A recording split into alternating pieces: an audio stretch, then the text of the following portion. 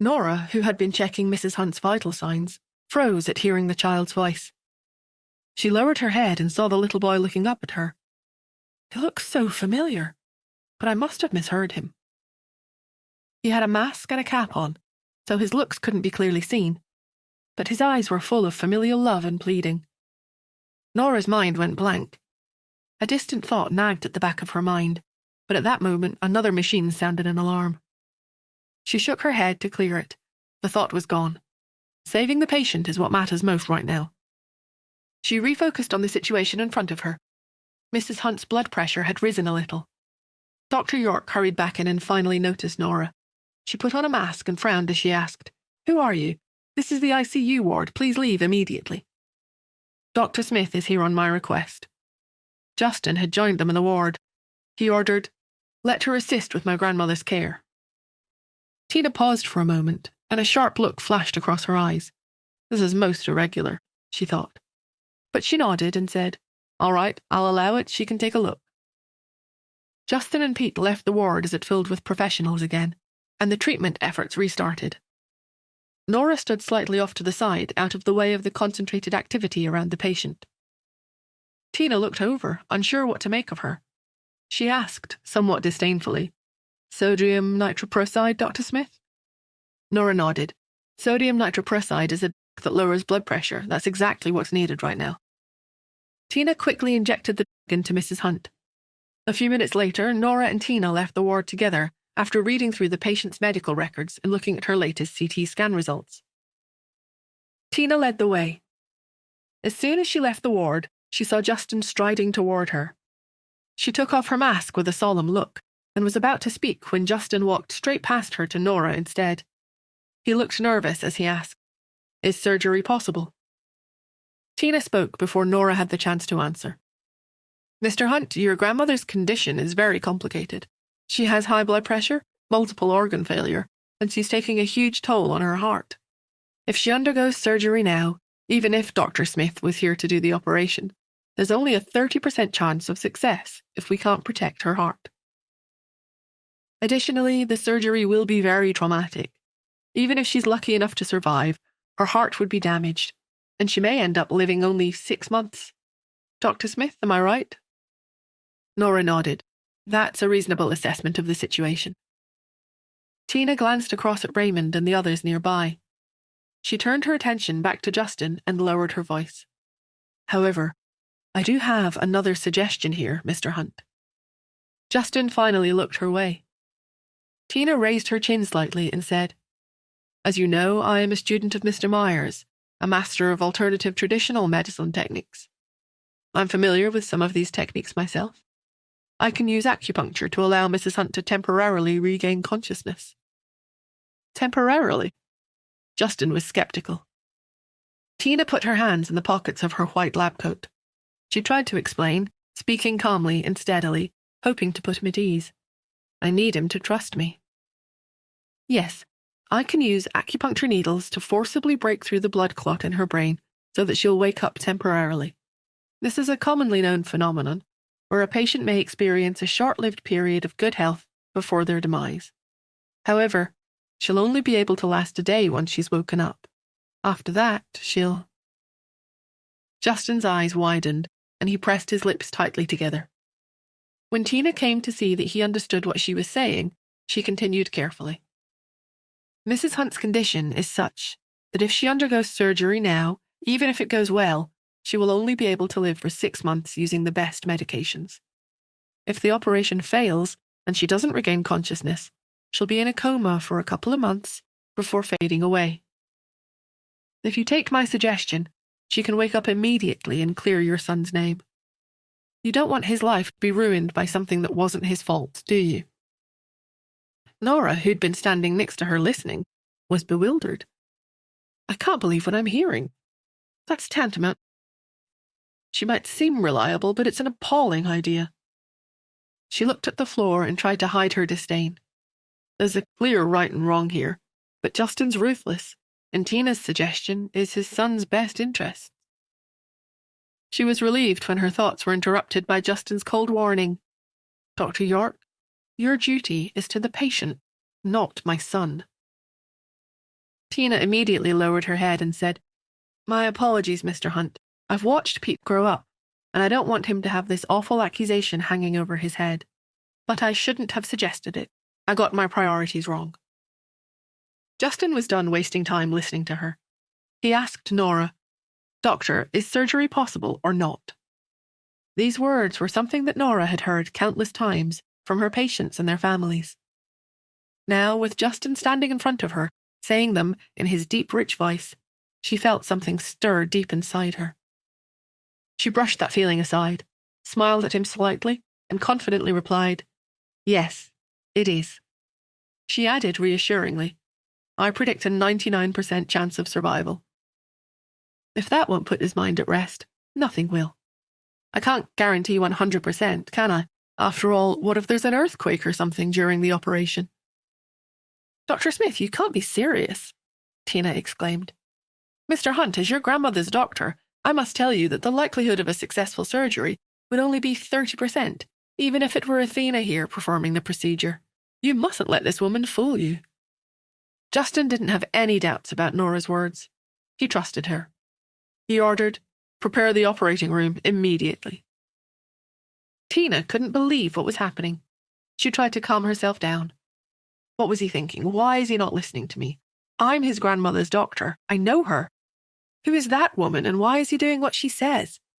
She thinks she's so special. She's making a huge mistake. Let's see how he deals with her when his grandmother dies on the operating table. By the time the operating room was ready, Lily had arrived, as well as Nora's other assistants. There was no way she would use outsiders for such a difficult operation. They all prepped and gowned up, and then entered the theatre to start the procedure. Lily complained softly. "The patient is very advanced in years, Athena. The biggest problem isn't her head, but her heart. Surgery is very risky in cases like this. Why did you agree to do it?" "Don't worry, Lily. I'll take care of her heart." Her eyes gleamed. Surgeon was just a title that people had given Athena based on preconceptions around her medical skills. It was a well-kept secret that she was also highly skilled at alternative medicine. 5 hours later, Nora removed her surgical gown and walked out of the operating room, exhausted. As she'd been the night before, she was feeling a little short on energy that day. She collapsed onto the sofa in the sterile area and closed her eyes. The familiar voice came to her mind again. "Mummy, save great-grandma." Those eyes and that voice, they seemed so familiar. Nora woke a few minutes later with a start. She left the room and immediately spotted Justin, who had been waiting outside the whole time. He was leaning against the wall. When he saw her walking toward him, he smiled slightly. He rarely showed emotion, but he couldn't help himself. There's something about her, and yet she denies having feelings for me. While his imagination was running wild, Nora rushed up to him and asked, "Where's your son?" Justin was bewildered. His eyes betrayed his confusion. Why is she asking about Pete instead of telling me about the operation? Still feeling confused, he told her, "He's gone home. Is something the matter?" The operation had lasted for 6 hours, and it was already 1 a.m. Pete had planned to stick it out, but he was still young after all, and couldn't endure it.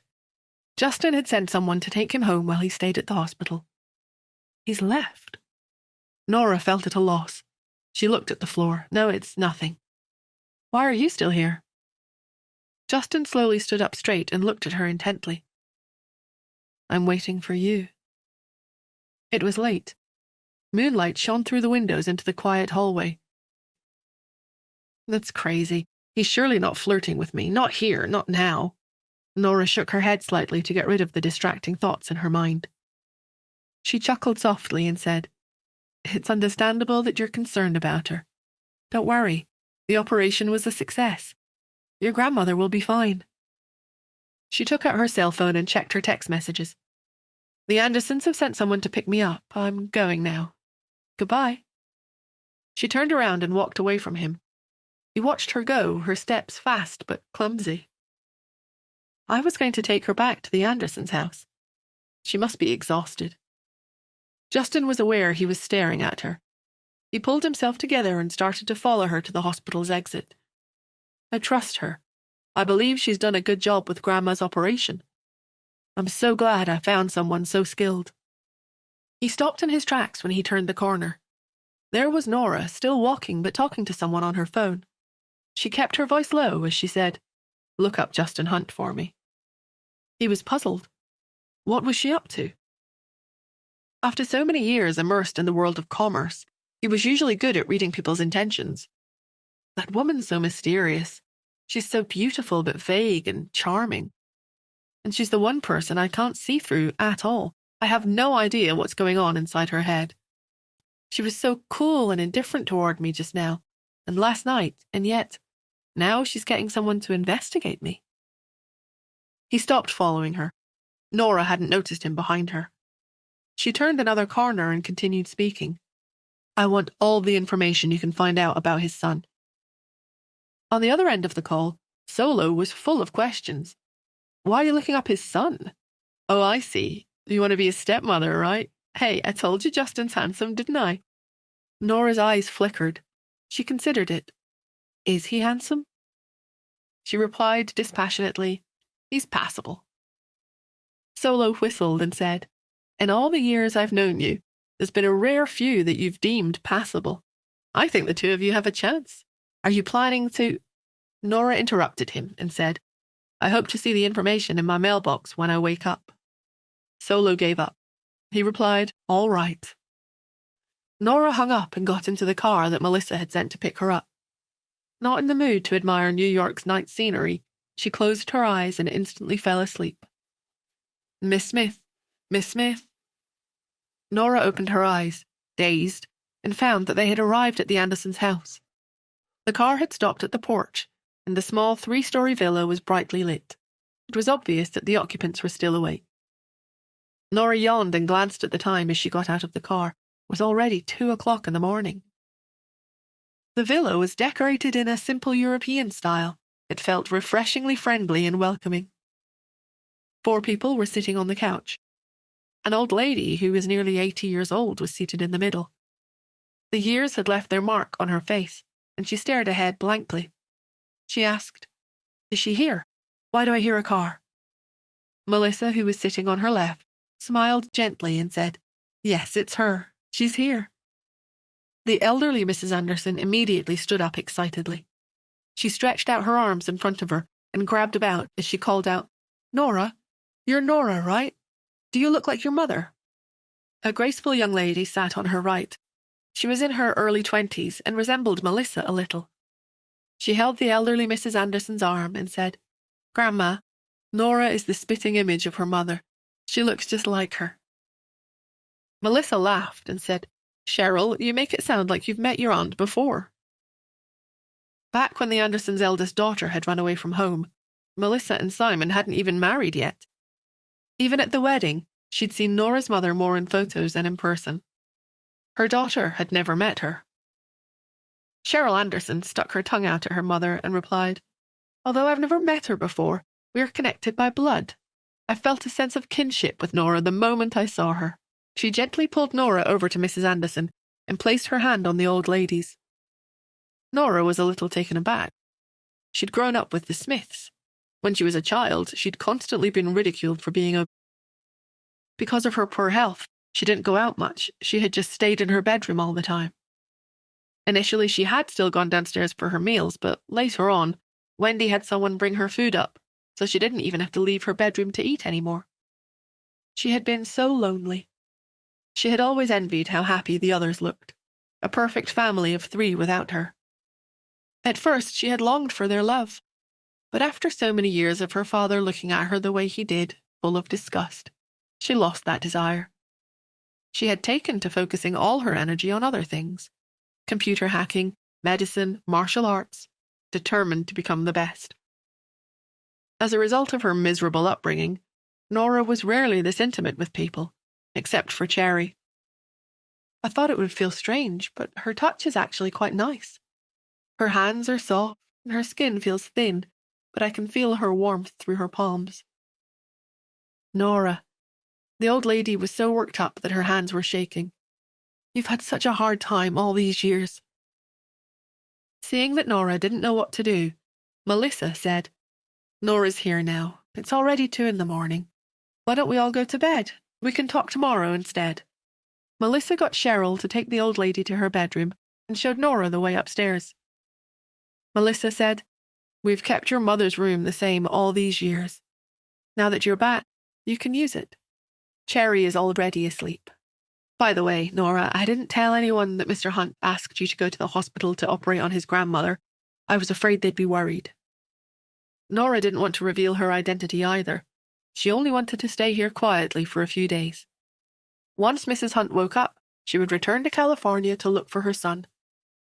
She nodded at Melissa gratefully, and they said goodnight. As she was so tired, she didn't even look round her mother's old room. She went straight to bed, snuggling up next to her daughter. When Nora opened her eyes the next day, Cherry was no longer by her side. She's probably playing downstairs, Nora thought. She showered and walked into the study part of the room. It was very clean. The Andersons were clearly very caring and thoughtful. Nora could feel all the love in the house. She absent-mindedly picked up a book and looked at the cover. It was about biological science and pharmaceutical industry. It's no wonder my mother found it ideally in pharmaceuticals. Someone knocked lightly on the bedroom door. She opened it and saw Melissa standing there in a panic. She said anxiously, "Nora, something's gone wrong at the hospital." Please subscribe to the Pocket FM YouTube channel and press the bell icon for instant notification. Check out our channel for more such exciting shows.